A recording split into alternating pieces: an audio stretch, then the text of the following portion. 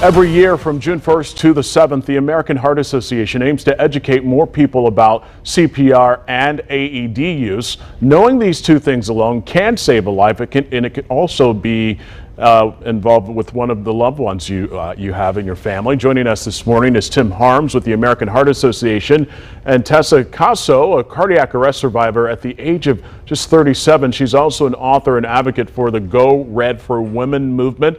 Good morning to the both of you. And Tim, I want to start with you first. Tell me a little more about the American Heart Association awareness campaign this week.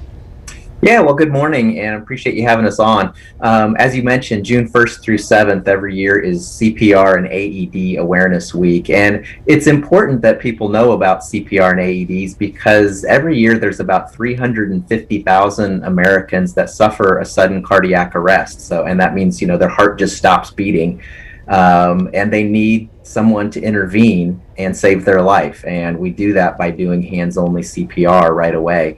And right now, what we know is less than 50% of people who have a cardiac arrest actually have someone jump in and do CPR to try to save their lives. And that's why about 90% of folks who do have that, type of episode, unfortunately don't make it. So it's critical to know that the two steps. First is easy, call 911 and get the professionals on the way. And the second is to push hard and fast in the center of the chest. We've all seen that in TV shows and movies. Maybe we've even learned it in school at one point, but that's the key to keeping someone alive is getting that heart beating manually by pushing on the chest. Right, and Tim, hands-only CPR for teens and adults is as effective as traditional CPR. It is. What we found a number of years ago is there's enough oxygen already in the body that you don't have to worry about breaths. A lot of people are kind of squeamish about, putting their mouth on someone else's mouth to give them breaths. If you push hard on the chest, you're circulating oxygen that's already in their body, in their blood, and you're keeping them alive. What is the difference between heart attack and cardiac arrest? That's a great question, and they're often confused. A heart attack, I've heard best described, or best way to think about it, is a plumbing problem. Your arteries are clogged. The blood is having trouble getting through. People who have a heart attack are most often conscious. Mm-hmm. They're experiencing the pain and they can tell you the pain and they can talk to you. Someone having cardiac arrest, it's an electrical problem. Their heart, for some reason, and often it's unknown, it goes into an electrical rhythm that doesn't support, the normal rhythm, and it's just kind of quivering and not beating correctly. So, gotcha. While in a heart attack, your heart is still pumping, it's just pumping harder to compensate for a clogged artery.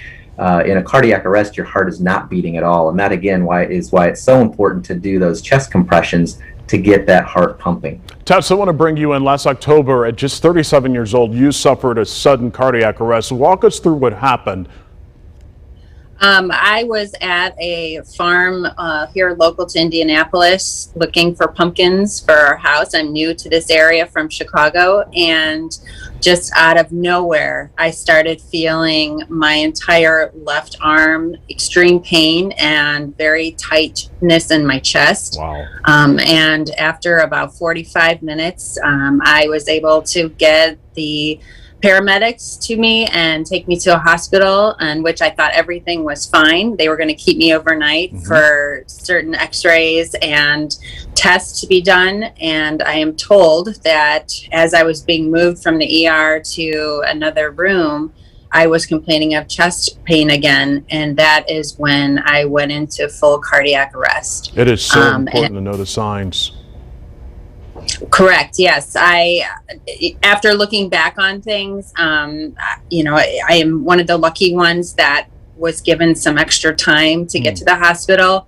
However, the signs that I had were pain I never ever experienced in my entire life before. So I knew something was wrong. And I'm very lucky to be in a position where I was at the hospital when this happened and was able to receive CPR and AED to bring me back to life. Wow. You're an author now and an advocate for the American Heart Association's Go Red for Women movement. What's your message out there for people watching? My message is to take your health seriously and to not ignore signs that something might be wrong. It is okay for this to happen to people that you would consider healthy. I am a marathon runner. Wow. I eat organic. I am a mother of a 3-year-old, and I live a very, very healthy lifestyle. But this doesn't make me exempt from having heart disease, but it also does not stop me from living my life. I'm able, with a defibrillator now implanted in me and the opportunity to advocate and help other women pay attention to their hearts and sometimes to the signs of stress that we sometimes put behind us thinking this is just a normal day. It could be something more. So my message to people is to pay attention in that it's okay when these things happen, but you need to get medical help when it's something a little bit beyond the norm. Important advice there. Tess, thank you so much. Tess Casso and Tim Harms, we really do appreciate the information this morning. And Thank you. You're welcome. And for more information on the Heart Association's campaign, including guides as well as resources, you can head to our website. It's fox59.com/links and